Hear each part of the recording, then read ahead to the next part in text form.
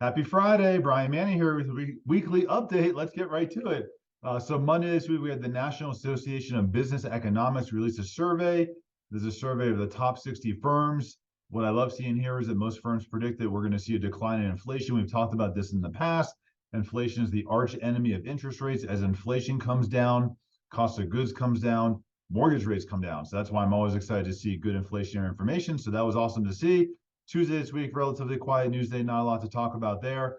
Wednesday this week, and actually every single Wednesday, we get feedback from the MBA, the Mortgage Bankers Association. This is on new mortgage applications. 2 weeks ago, new purchase applications were up 25%. This week, they were up another 3%. So we are seeing a substantial gain and movement in new purchase applications. This is people applying for new loans. So super excited to see this. Thursday this week, we got new home sales. So new home sales is new construction sales signed contracts. This is for the month of December on a month-over-month basis. This was up 2.3%. So we're actually seeing more and more traction in new home sales, which is really exciting to see. And then we also look at inventory. You got to watch out for inventory because the media really latched onto the inventory. And the initial report says that there's 9 months of inventory for new construction homes. The challenge is if you look at all the inventory that's available, across the country, there's only 71,000 homes that are able to be purchased and moved into. So that's actually 1.4 months supply. The media looked at what's available as 9 months supply. I mean, these are homes that maybe haven't even had a hole dug yet for a basement. So you got to be careful watching the media because what they say about available inventory and the true numbers is, they're always looking for the negativity, unfortunately. Today, Friday, we get the PCE. This is the personal consumption expenditure. This is the Federal Reserve's favorite gauge of inflation.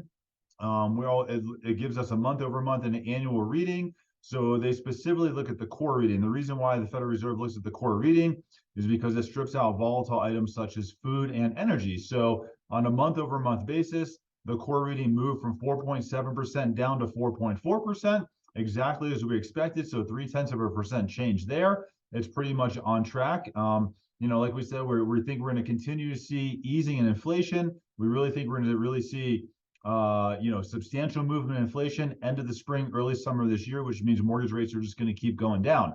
We also got some feedback on personal spending. This is for the month of December. Personal spending was down 0.2%. Expectations was that it would actually only be down 0.1%. So consumers definitely feeling the pinch as far as how much goods are costing, and there's less and less consumer spending taking place. We also got pending home sales. This is for the month of December. Pending home sales were up 2.5%, better than expectations. Also, they went back to the month of November. November was originally down 2.5%, and now they revised it only being down 1.4%. So I truly think that we've kind of seen the low of the housing market here. I think Q4 is the low. The apex of interest rates was in November, right in the holidays. We're seeing higher mortgage applications, stronger new home sales, better pending home sales reports. If I was a buyer, I would be buying a house right now. I'm telling you right now is the time to buy a house. I know there's limited inventory, but as rates continue lower, and there's hundreds of thousands of buyers sitting on the sidelines, and rates move lower, then you have more and more people that are going to jump into the housing market. Inventory is going to remain low.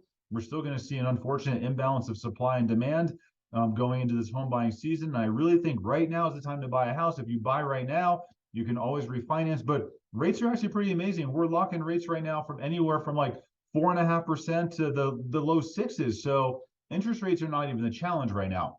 If you want to learn more about what's available, give me a call if you want to go through our pre-approval process and our strategic buyer consultation. I'm available 7 days a week. Call me. Happy Friday. Hope you have a great day.